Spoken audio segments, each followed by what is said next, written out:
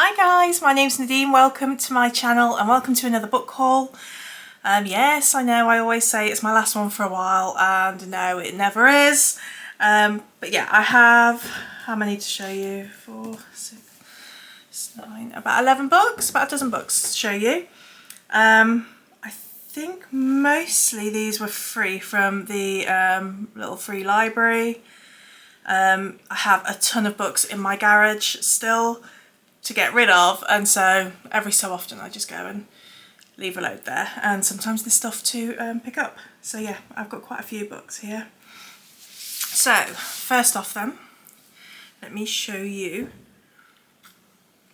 this one. So I picked up another Terry Pratchett for my collection, The We Free Men.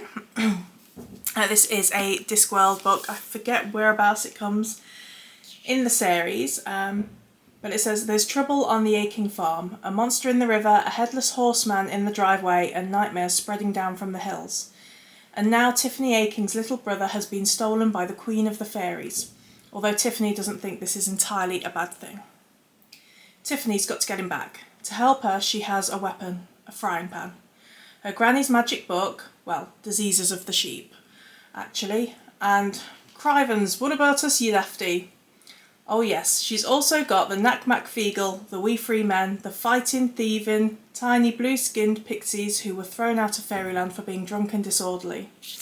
I remember vaguely reading this years ago, but I am trying to pick up all of the Discworld books again and reread them. So yeah, I was really happy to pick this up, a nice hardback edition as well, so that's cool.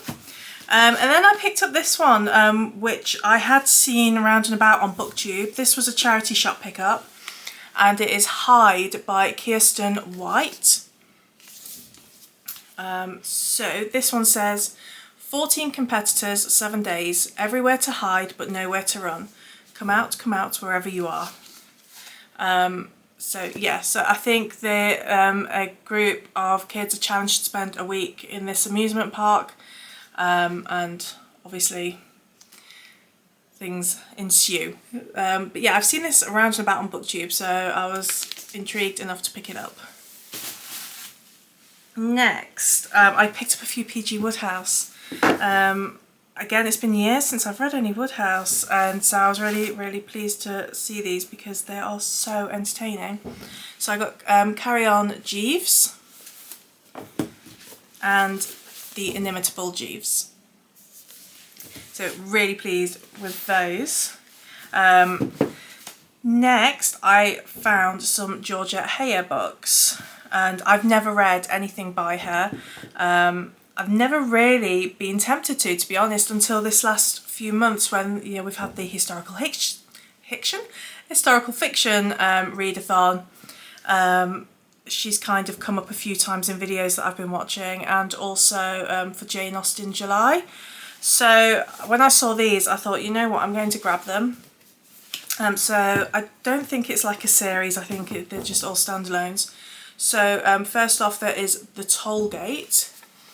So it says, Captain John Staple's exploits in the Peninsula had earned him the sobriquet Crazy Jack among his fellows in the Dragoon Guards.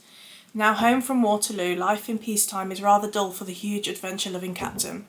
But when he finds himself lost and benighted at an unmanned toll house in the Pennines, his soldiering days suddenly pale away beside an adventure and romance of a lifetime. Next I got The Foundling, and this one says, the shy young Duke of Sale has never known his parents. Instead, his Grace Adolphus Gillespie Vernon Ware, Gilly for short, has endured 24 years of rigorous mollycoddling from his uncle and valet. But his natural diffidence conceals a rebellious spirit. So when Gilly hears of Belinda, the beautiful foundling who appears to be blackmailing his cousin, he absconds with glee. But he has no sooner entered this new and dangerous world than he is plunged into a frenzy of intrigue, kidnap and adventure. And then finally, The Quiet Gentleman. When Gervais France, 7th Earl of St. Erth, returns at last from Waterloo to his family seat at Stanion, he enjoys a less than welcome homecoming. Only Theo, a cousin even quieter than himself, is there to greet him, and when he meets his stepmother and young half-brother, he detects open disappointment that he survived the wars. The dangers of the Lincolnshire countryside could never be more unexpected. So that might be quite fun because Lincolnshire is, well, it's literally about 15 minutes down the road for me. So yeah, that's quite cool. But yeah, I've never read any Georgette Heyer, so let me know if I've got some good pickups if you've read any of her books. Next then, I've got a few of the British Library crime classics. So first, Silent Nights, Christmas Mysteries, which has just got such a cute cover. I really like the covers on these, probably more than the stories sometimes, if I'm honest. So it's edited by Martin Edwards, and it's got stories in here by, oh gosh, all sorts of people. G.K. Chesterton, Arthur Conan Doyle, Edgar Wallace, Dorothy L. Sayers, Marjorie Allingham, Nicholas Blake, Marjorie Bowen, Edmund Crispin, amongst others. So I'm looking forward to picking that up on a crisp winter evening. And another British Crime Library one, and that is Murder in the Basement by Anthony Berkeley.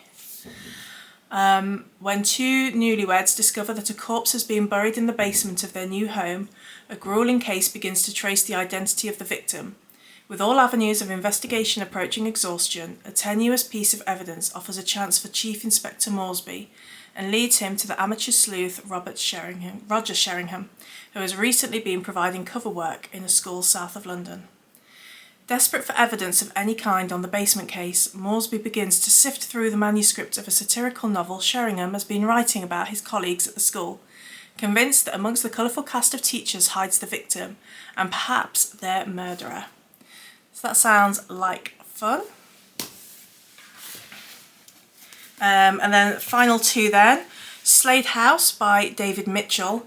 I do feel like I read this book some years ago, but I don't remember it terribly well. So this one says, on one side of a high wall lies a narrow, dank alley, on the other a sunlit garden, and between them a small black iron door.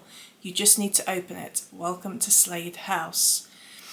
I think I got this from the library several years ago, but it's quite a short book, and I thought I will grab it and see what I think.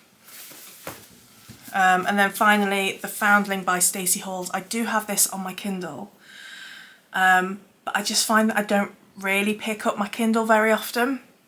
So when I saw a physical copy, I thought I'll grab it. So this is set in London, 1754.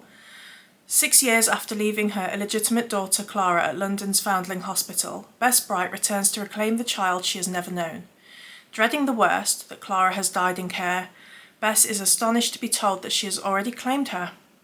Her life is turned upside down as she tries to find out who has taken her little girl and why. Less than a mile from Bess's lodgings in the city, a rich young widow has not left her house in a decade.